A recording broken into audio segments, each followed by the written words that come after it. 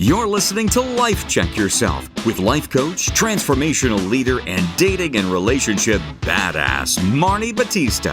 Every week, you'll get the raw truth from top experts and real people on the important life and love issues you want to know about.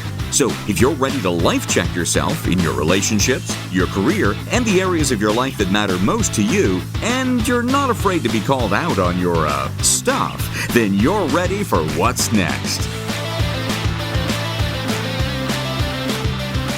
Check yourself. How to beat midlife flaws. My semester abroad in Portugal. How do you start to redefine success in a way that means something to you that might be outside of the way that you were raised or what society taught you? Because most people live a life that is not designed by them or for them. They live a life that was designed by society, by parental influence, by something they were good at, by something that was easy. They fell into it. And so what we're doing here is we're talking about, well, how do I actually create and design my life on my terms? And this is the important part, some of you have alluded to, which is without completely blowing up the life you have, right? Because there has to be a starting point, right? And so how do you do that with the structure?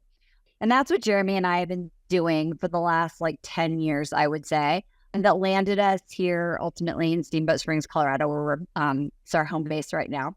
And by the end of the call, we sort of hope that you can kind of identify and see the key pieces of that process so that if fear is holding you back, you can see that there's actually a structure and a process to rely on.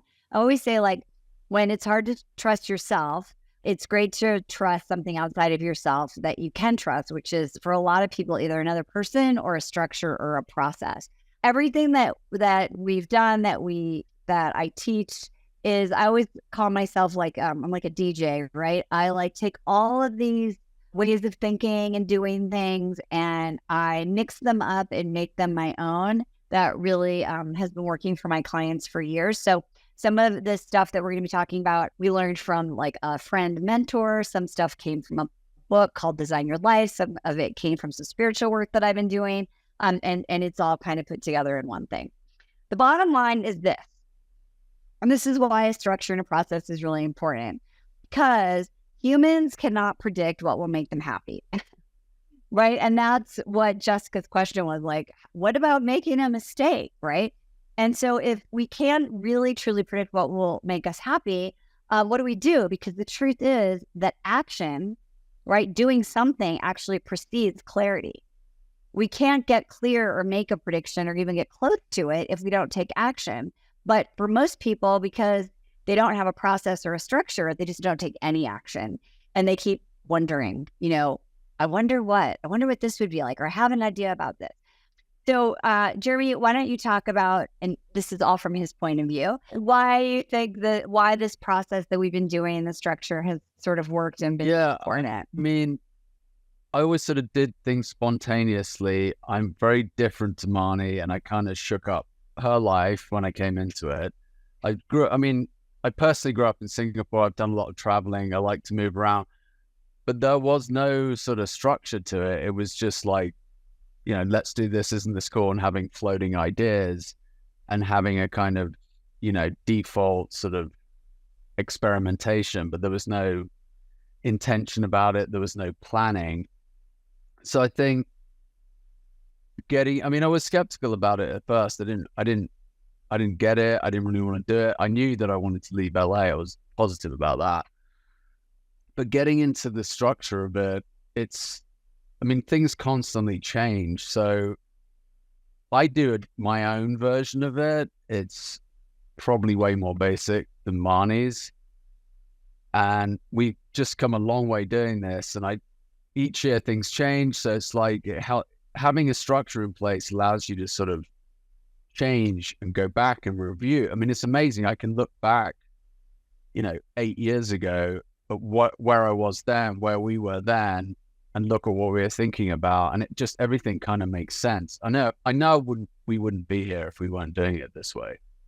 And using the structure, the coolest thing for me is I love going back and looking at all the highlights and the best moments and the peak experiences. And then it's just simple. It's just like, how do we recreate that? And how do we have more of that? And this whole thing about like blowing up your life, I totally get that. I mean, especially for Marni, it was like really hard to leave. And you do sort of look back and think, well, you know, we had this stable life, we had this home in LA, it was so easy, the weather's fucking perfect every day. You know, things suck about it, but you've got surf on how, you know, this California would be great. It's too many people there. But we wanted more. I mean, I definitely did for a long time, but I just couldn't define what I wanted. It was just, I want to get out of LA. Oh, I want to get the fuck out of LA. And there was, you know, I was just all over the place. So by doing these experiments, you know, Marni could come on board and we could both design them. And yeah, like, it's my fault. I did come up with a lot of these plans, but yeah, we went out and did them and she loved it. I was like, okay, this is cool. And, you know, especially the RV gave us an opportunity to explore the country and see everything. I mean, I do a lot of sort of research. Well, let's go. I'm sorry to interrupt you. I just want to, because you're starting to answer the first question. I just want to make sure that we're like me, like we have a structure because I'm the structure girl. And that is like, so people ask, how did you get the courage to sell your home and leave LA? Right? Like, I mean, that's like, and Jeremy started talking about that. Right. And so Jeremy was like, I just don't like it. And I'm like, well, that's just not enough for me. Right. Like, there's things I like about it. I was also very much entrenched to the stories that I had about like what I liked about it. I was very much in fear, and that was driving my answer really than thinking about like, what do I really like? So what Jeremy was talking about with the structure is that we started about 80 years ago. We started doing this annual planning process. And in that, at the end of every year, we would kind of look at our life and we would, this is part of this process, is we would look at like, what do we like? What do we not like? What worked? What didn't work? And we did it separately, and then we would come together. And one of our favorite parts was really looking at what were our ideal peak experiences of the year. And that was just really fun. And like, what were our blessings? And we would do this list, and most of the time they were the same things. And then we would sort of make adjustments, and we were kept thinking about like, how do we want to feel? And what do we want these different areas of our life to look like? And we would set goals together and we would just work on them. And that was really super helpful because it was like baby steps creation. It's like, oh, this works, more of that. This doesn't work, less of that, right? Like, but it was a time to just really reflect. And that's like, I would say one of the foundational pieces that got us started. And then at the same time when my kids were going to leave, I had the ski accident. I had a lot of time to think. And we were doing, we had just done this process, and Jeremy and I were sitting at the kitchen counter. We're talking about our peak experiences. And I had just had a conversation with someone realizing that I used my weekends and vacations just like they were recovery. And that whole idea of like, oh, back to reality, you know, like, oh, Monday, right? And I was like, that sucks. Like, why am I just making my peak experiences on a weekend or on a holiday? And what's really important to underscore here is it wasn't like vacations are totally different, right? We weren't like, oh, well, we didn't have to work. That was what made it amazing. Or, you know, we were with all our family or whatever it was. To an extent, that was part of it. But we're really like looking at what were we doing? How were we doing it? And what were the core motivations? And we started to see patterns, and most of them weren't anything that we're doing in our regular life. So when we looked at that, that was like really the aha moment that sort of created the energy of the courage, right? Because it was very clear, like, this is what we love. This is where we feel the most connected, the most alive, the most happy. This is our quote unquote regular life. And we're only feeling this kind of thing when we create little isolated pieces of time during the year to do it. And that was really like the big aha. And so from that place, we launched into like a more specific life design process that I call Live Life on Your Terms. And the courage also came from one of the key components of that, which is what Jeremy was talking about, which is experimenting. And experimenting allows you to have really big ideas and fail fast and learn and adjust and keep experimenting.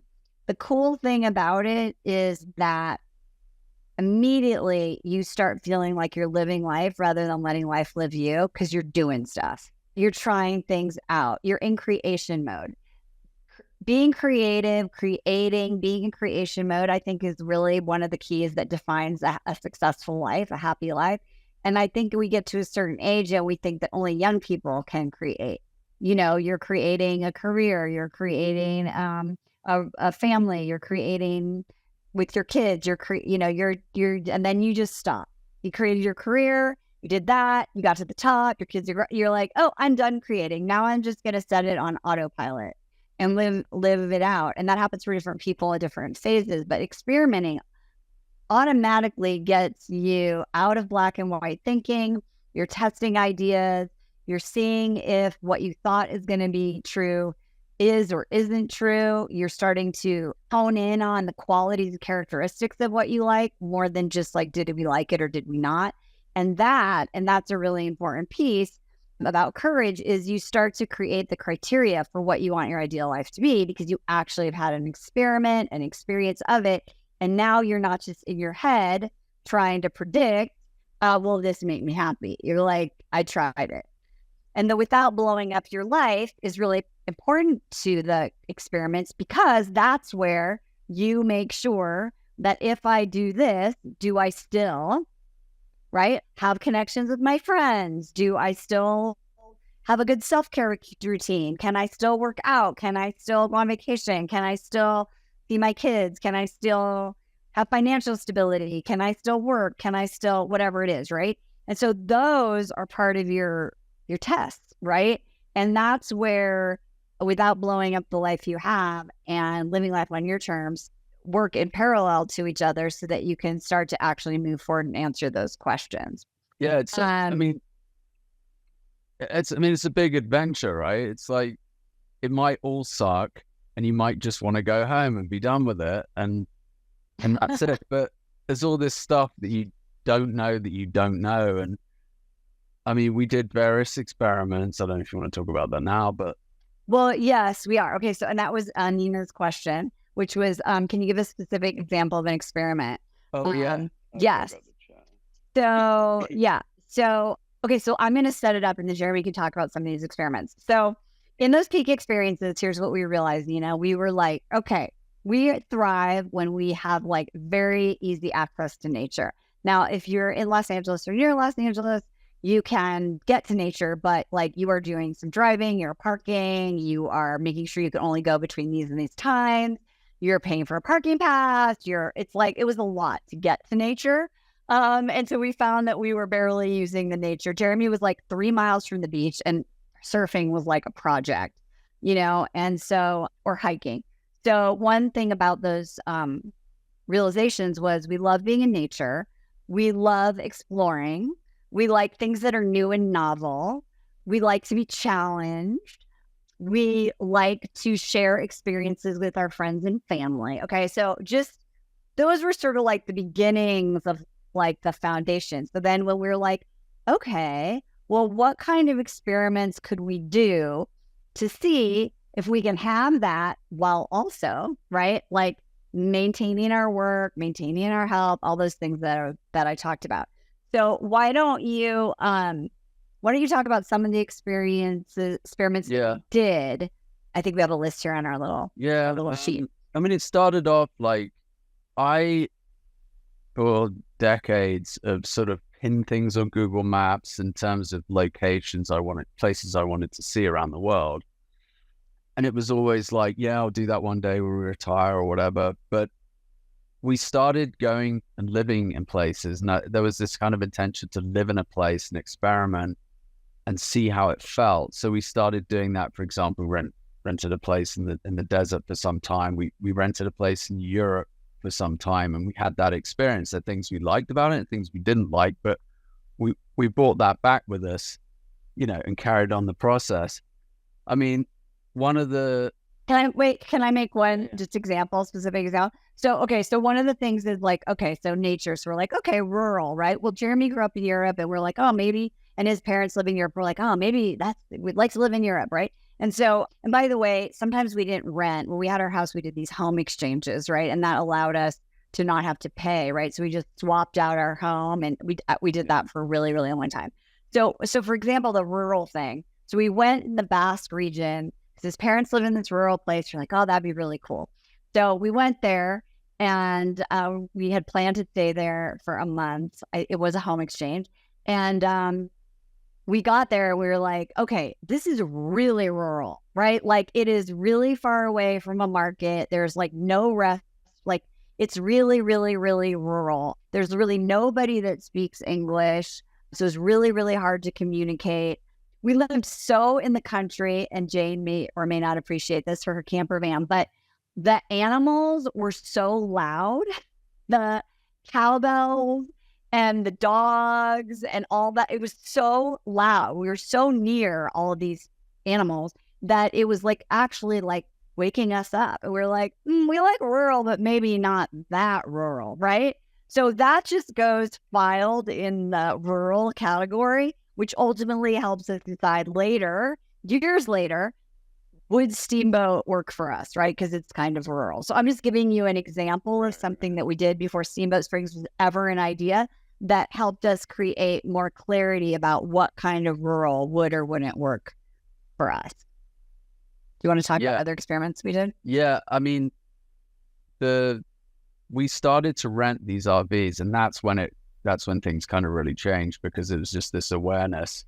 We did short-term experiments, sort of California, Oregon, Washington. We did that in like, I think it was 2019, 2020. But that's when it really started. Before that, we did a Sprinter van. We did the Sprinter van. So so we were like, Sprinter van was... Talk about that. The Sprinter van was too small. It was 10 days. It was one of those like Mercedes Airstream, very cool Sprinter vans, but no matter what you put inside of it, at the end of the day, it's 24 feet long. And it was just, it's an amazing piece of equipment, and it's great for like weekend warrior stuff, maybe a week, but after 10 days, it's way too small. But we were seeing... From that So after that, we sat down, right? And we made this whole list. And we were like, this is what we love. This is what we didn't love. And it was like, how would we ever work in 24 feet, right? Like we couldn't really cook. There was no privacy. There was just like a really long list. And so rather than saying, oh, RVing sucks, we were like, well, then what other kind of RV could we test to see if we could live in it? And that's when we did that Oregon, Washington thing. Right. That was like 36 feet, way bigger, crazy experience. I mean, I'm like towing a car. I did a U-turn when I got out of there and just almost wrenched the car off, get into scrapes, but that's how you learn. We didn't know what we didn't know. We didn't know what we were doing. And it's like, there's no course for this. There should be, but there isn't. But that was an incredible trip. And we learned a lot, and that's what led us to the other. Yeah, to the other RV. And that was very specific. So I had to find out, like, can I work? Can I get internet access? Yeah. So Jeremy kind of like made plans for internet. Exercising. I like bought and returned, don't tell Amazon, like a $400 like little cheapo exercise bike that we kept in the RV. So that I could still do cardio, and I brought weights. So we had all these things which are like without blowing up the life. Well, yeah, it's like that we have, like the routine. You want to keep your routine. Otherwise, it's just going to be unpleasant. It's, if you can't sort of sustain your health and things that you like to do, then it's going to make it really challenging.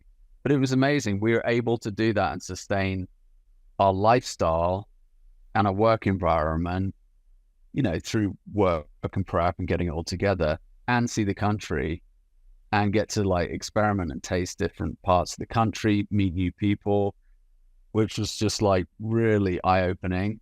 And it was a great experiment. So, it led us to the ultimate act of, selling the house, selling the house, buying an RV that costs as much as a house, and then hitting the road. And it's like, we would sort of question yourself when you're doing this stuff. In hindsight, is one of the best things I've ever done. Absolutely amazing. Obviously led us to where we are now. And the experiment didn't. So then again, another year's passing. We're like, okay, what are we going to do now? And so in the RV, and we thought about like, should we rent our house? Should we really thought about all the different options. But we decided to sell it. And then Jeremy planned the itinerary also not only on those pins, but like places that we were interested in seeing that maybe one day we would want to live in. Right. So some of those places were like Wilmington, North Carolina, Charleston, Hilton Head. We had this idea about Idaho. We went on a rafting trip and we met a lot of really cool people that lived in ski towns in Utah and Idaho, and they were like fit and they were really smart and successful. And I was like, maybe these are my people, like really active people that do stuff. So on that trip around the country where we were still working and doing our life, we landed here in Steamboat for a weekend. It was the summer. And we, by that time, we had sort of started making a list of like, what are the criteria that we're looking for in a place to live? And now we had a lot of data. We'd spent time in Bend, Oregon. We've been in Europe. We rented houses in Palm Springs. We had just done a lot of stuff. And we were like, it was so crystal clear. Even the time we spent in Palm Springs, it was interesting because we lived near a small airport. We had to like drive really far to LAX. And we were sort of like, is it worth it? But we had that experience. So when we came to Steamboat and you have to take a commuter flight to get to a major, airport, we were like, okay, we know what that's like. We're signing up for that, which has a lot of inconveniences to it and challenges. But by the time we got here, we were like, okay, so what are our criteria? So how did you come up with a criteria? That's one of the questions. It was, we want to have access, easy access, quick access to nature, like literally out the door. We want to be able to hike. We want to be able to bike. There has to be some water. Jeremy was willing to be like, I don't need to surf, but I want to be able to do things on water and live near water or see water.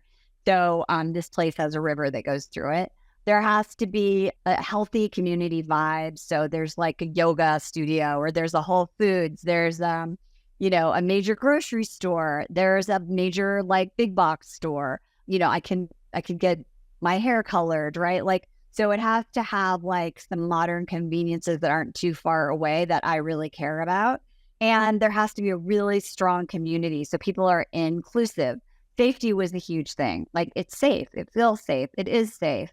And we can do lots of outdoor activities all year long, not just in one season. And so we just and then there's that intuition. We just came here and we just had a vibe. We were like, that we met someone who went to hear music. We love music. We went to hear music. We met someone who just randomly invited us to come have breakfast at his house the next day and meet his wife and some other friends. And we went and did that. And we were like, where does that ever happen? Certainly not in Los Angeles. And we totally made a friend and connected. And then when we weighed it up against other places, we were like, oh, we have our criteria for what we want. And I will tell you, and Jeremy can elaborate, but if you look at like the list we made of where we wanted to live and what our criteria were that we made sitting in the house in Los Angeles versus the criteria we had actually living our life for 2 years, we would have never even imagined a ski town in Colorado. Like, never, that would have never happened. Yeah, I've been pretty much focused on ocean environments, but I love the mountains.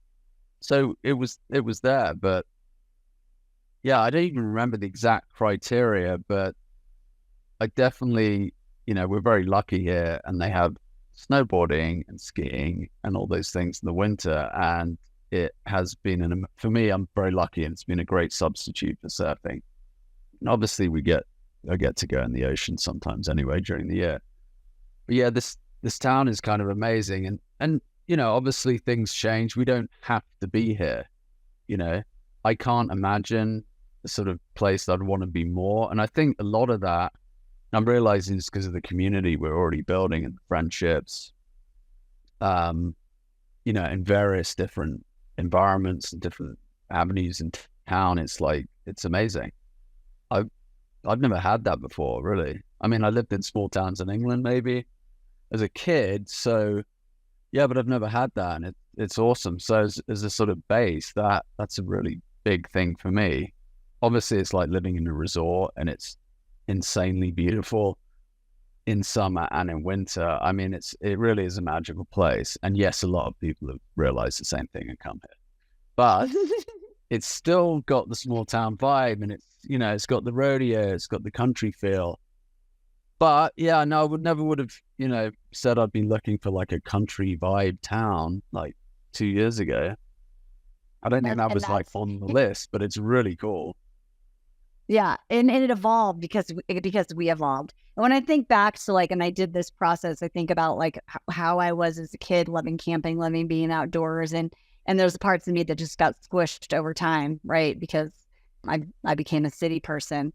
So the other question is, how did we gain confidence this is where we wanted to be?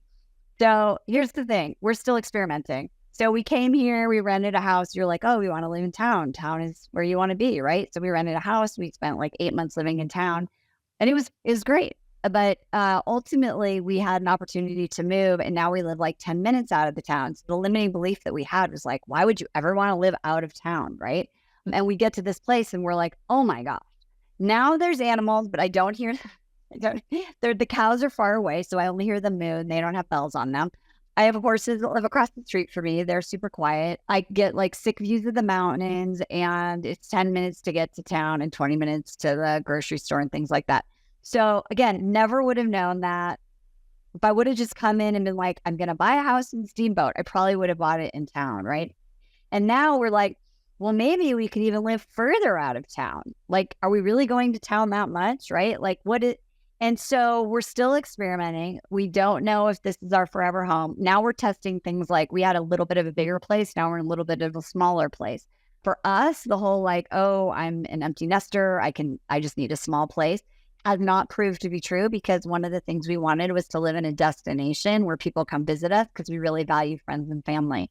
And so having a small place, it's like hard when you have tons of visitors. We had 4 people staying with us with 1 bathroom. So that was fun. So other experiments we're considering include living in a more rural area with maybe a bigger house, but further from town. We've explored and are still experimenting living internationally for parts of that year. We've gone to Portugal. We spent some time in Australia. So we're still experimenting, and we don't know if this is our forever home. But the bottom line is it kind of doesn't matter, because we're having a good old time. And the last question, and then we can go back and answer the ones that came up, is what happened to the RV? So this was really important part of the process. So at the end of 2022, the RV is in Atlanta. We're like trying to figure out what we're going to do next. And Jeremy and I hone it down. We're like, we want to either go to Wilmington, North Carolina, because we really like that, or Steamboat. And we're like, okay, well, we start looking at RV parks. We had this big aha, which is obvious, but we were like, wait, if we want to live someplace full time, the RV park to be in nature is going to be like 30 to 40 minutes away from the town. So can we really explore living in the town if we're sort of living at a campground? And if we want to be really close to town, then you're going to be living in like an RV parking lot. And so we just started imagining how our days would feel living in that situation. And it was like not a no-brainer. We're like, I think we're complete with the RV. My memory's terrible, but like, I think it was like, let's go. I mean, it all shifts at the time of the year. We were following the sun, we were following the weather and the temperature, constantly like figuring out where to go and chasing it for the most part. So I recall we were going to like, let's go back to maybe Northern Florida. I don't really like Florida, but like Wilmington, the Carolinas were great. And let's spend like a month or so there and then sort of move across again. But it seems crazy because you can't possibly explore America in like 10 months. but I'd been to so many places that I wanted to go to.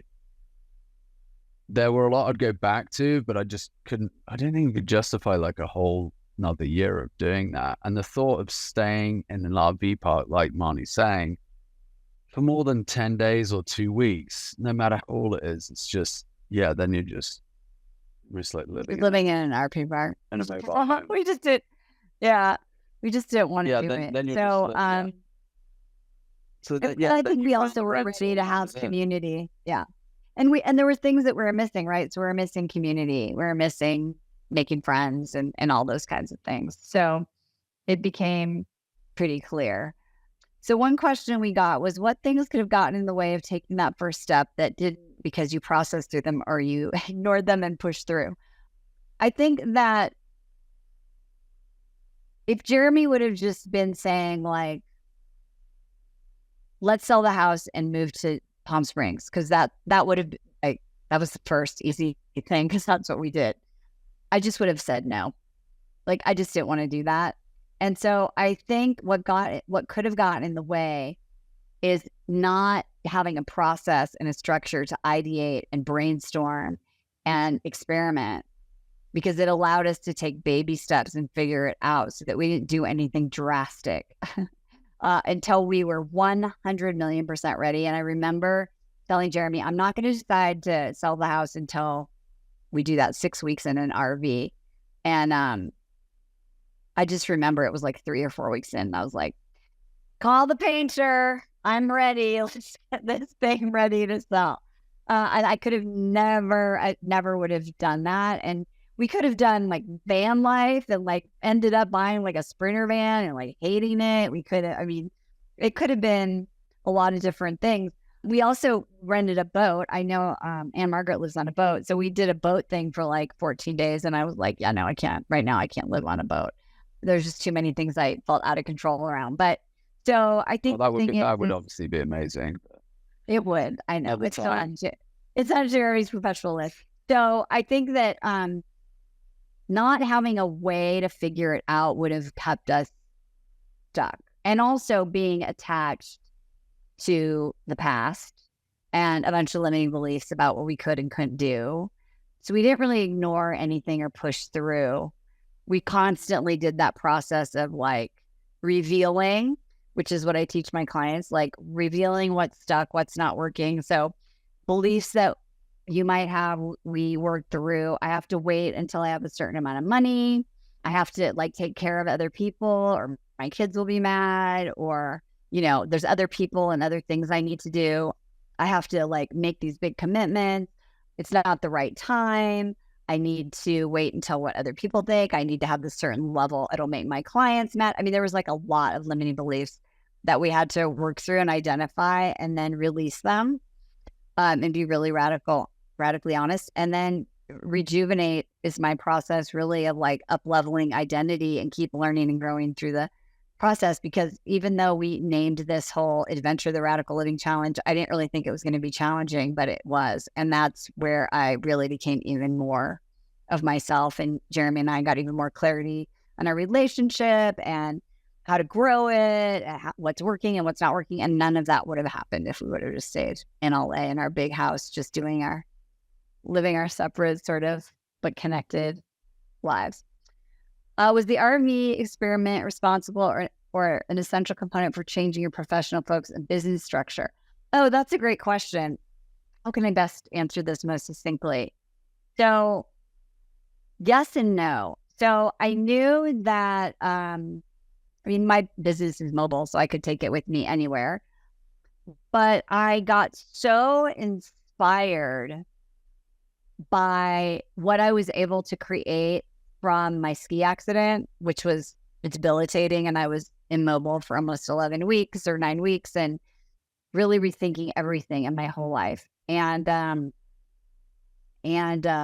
I was doing the dating thing and things like, there were so many things in my business, because I've been talking about this in kind of in a different venue, but like I created this idea of a business that wasn't really, in retrospect, I was sort of just following what other people did. It was almost like as if I was like, oh, well, Tony Robbins, like that's the ultimate, right? So if you're a coach, then you have to want to be Tony Robbins. And what are the steps that you need to do to get there?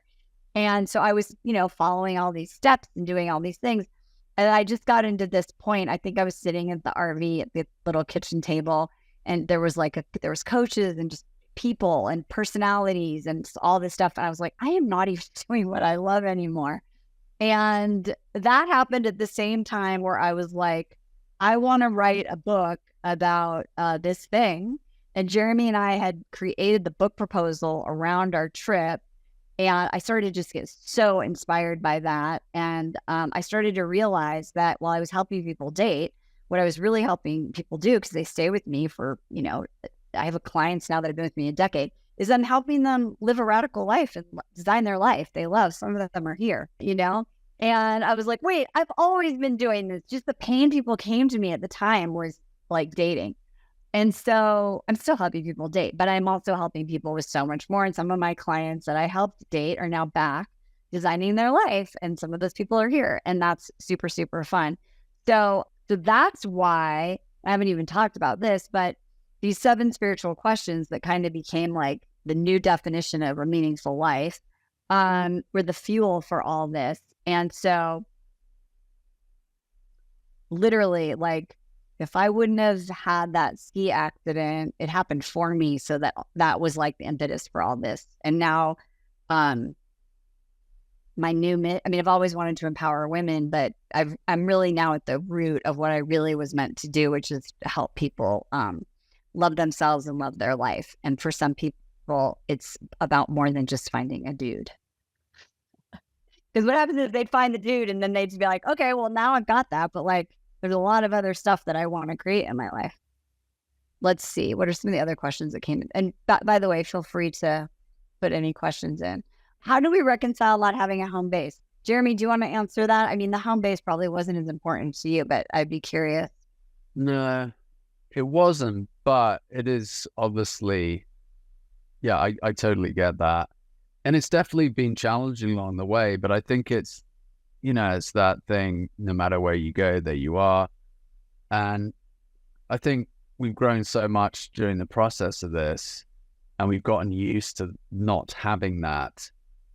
And I think we have enough of the things that we enjoy, and we have each other and our cats, and that's always been like a consistent theme throughout everything. Even the RV, it's like the RV is just moving around the country.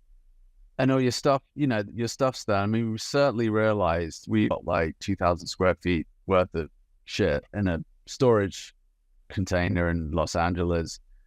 I don't even know what's in there anymore. We don't need it.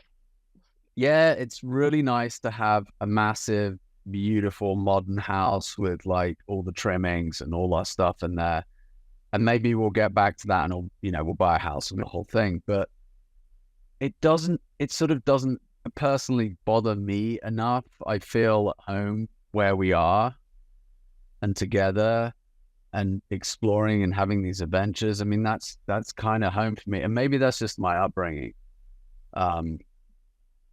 But yeah, I think ultimately when the kids start having kids, it would be nice to be in one particular place, but it can still be a version of this. I'm not, we're not sure. I'm open. We don't know.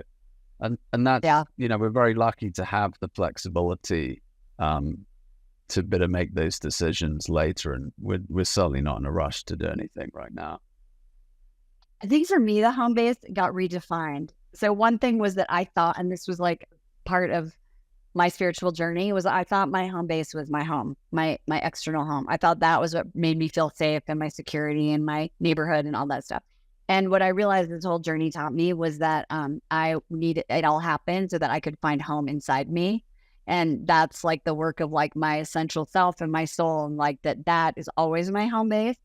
And then that being said, it's like logistics. Our cats did travel with us. They saw deers and chased chipmunks, and Fergus learned how to walk on a leash. And like even my cats had a more expanded life.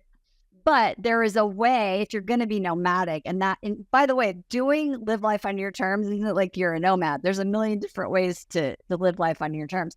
But being a nomad is a thing. And RVing is a thing. And so upon researching, which was part of our experimenting, we realized that, there's certain states that you can, that do domiciles really easily. And you only have to spend a day or so there. When you get a driver's license and we have a mailbox, that our stuff comes to in South Dakota. And every once in a while, they send us our mail. And we got really clear on what was essential. So clearing out my closet, getting rid of stuff. To me, I joke, like, what's essential is, my satin pillowcase that I'm obsessed with, that I travel with, and my Peloton bike. This Peloton bike, which is in the background, has been in the RV. It's been in all the houses. So we just realized we didn't need all this stuff. And so, and when I do want to get the stuff that I need, like, I got a very bad haircut. So it worked out that I could go back to where I used to live in LA, got my haircut, saw some friends, saw some kids, did some work stuff, come back, so there's some things I haven't found here but that's all good too, because now we're learning, like, wow, there are some limitations of kind of living in a small town. But again, you don't know. And does that really matter in the end or not? Oh, Jeremy put a picture of our cat sitting in the RV window, which is so cute, I guess. So yeah. So we made our home base, and my kids said, ultimately, like, you know what? This house we grew up in is like an emotional museum. And it's not fair for you to keep the museum open so we can come back and visit it. And that was true, but it was hard for them. But what's cool is they've come to visit us in all these amazing places. And I think they're really proud of me and of Jeremy, and for, trying to live a fully expressed life and to be brave. All this, the name of my company is Institute for Living Courageously, because in the end, I think that's what makes us feel like we really lived a little. Part of me is afraid of making a permanent mistake. I mean, I think, Jessica, like, there are moments, I talk about this in my book, where I'm like losing my mind, because I'm like, what have I done? Right? Like, what have I done? But I realized, and I call this the newfound gap, because I was on a hike in the Smoky Mountains on the Appalachian Trail. And there's this point that we hike to, and you look out on one side of the mountain, it's, I think, Tennessee, and the other one is Carolina. And I had this moment of, like, I'm never going to be anywhere if I keep comparing this to my old life. It's totally, there's no comparison, right? So what does it take to really release that and let go of that and really trust the process? I didn't just randomly be like, hey, let's sell the house and go live in an RV. Even though in moments I was like, Jeremy, you made me do this. He was so strong when I did that. But in the end, like, I wanted a challenge. Survivor's too hard for me. So this was the challenge I created, because I wanted to grow. And that was something that I remember writing about when I was journaling, was like, why do I watch Survivor? What do I like about those challenge shows? Is I love the part where someone says, like, this experience changed me and made me a better person. Like, I grew from this experience. And I was like, I'm not going on a reality show. I'm definitely too old to do Survivor, and I like food too much. But I want to do I want to live life that, like, I'm pushing myself to be a little uncomfortable so that I'm growing. And that's what was missing. And that's what really, to me, makes it feel like I'm living a life of meaning, is that I'm growing. So I think I answered all the questions. Does anyone else have a question? Comment? Thoughts?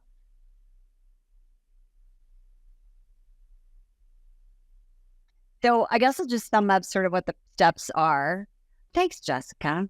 The thing is you really have to figure out who you are now, what really lights you up, right? And that reveal process, and really revealing what success means to you now, and living a life where you're in collaboration with the universe. Like, you're having an idea The universe is giving you feedback. You're growing, you're learning, you're adjusting, you're trying something else, right? Like, and really all that we're trying to do is create a life where we're both most fully expressed as much as possible, even though we all have to pay bills and do admin and, pick up stuff at the pharmacy and do all of that. And someone else asked me, did I have a coach to help me through this process? I've had a coach, for 15 years. I've had the same coach, like I call him my spiritual coach. And then I had some mentors over the years that helped me with this life design process as well. There are so many parallels to dating, having fun and collecting data, 100%. And that's why it all comes together. Some of you are already working with me, but if you have any interest in learning more about this process or have any other questions, don't hesitate to reach out to me. And I'll just you can email me anytime, because I do take clients through this life design process and I'm passionate about it. And I'm excited when my book comes out in February 2025 that outlines the whole thing. And I'm happy for you, Christina. I'm glad, right? Because that's the thing. It's like, and I'm teaching this in a mindfulness segment we're doing in our group, but it's like, what you resist persists.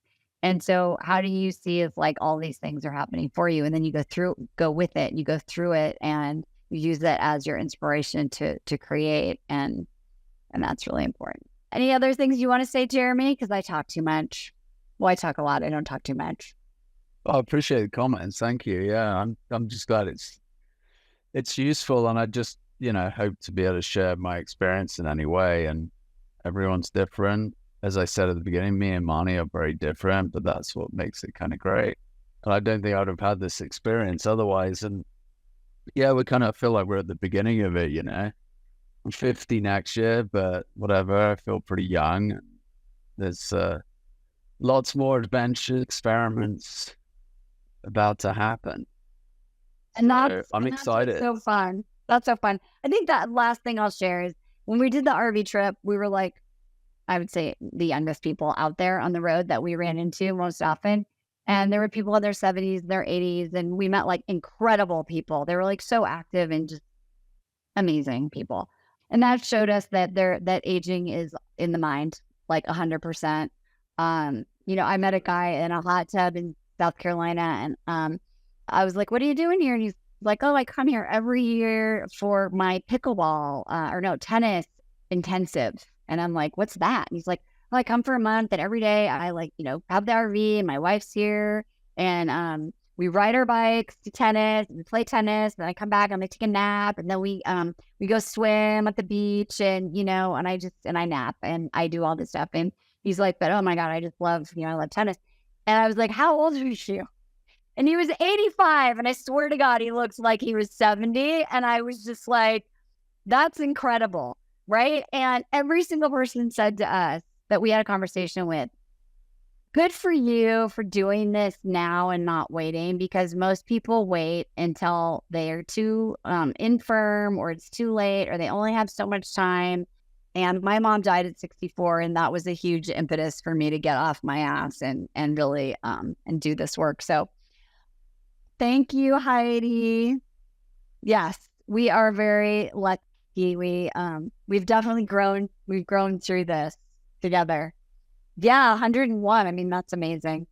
So thank you for coming. It's super fun to talk about this. We'll be talking more about this as I sort of shift my gears in what I'm talking about and helping people really live life on their terms. So thank you for being here, Jeremy. Thank you for agreeing. I'm like, want to do this? And he's like, okay. And he gets that cute little grin, and here we are. Found out about it 5 minutes ago.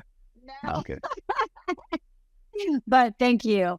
Love you guys. And if you have any questions, again, it's VIP@datingwithdignity.com. See you later. Thank you. Thanks for tuning into today's show.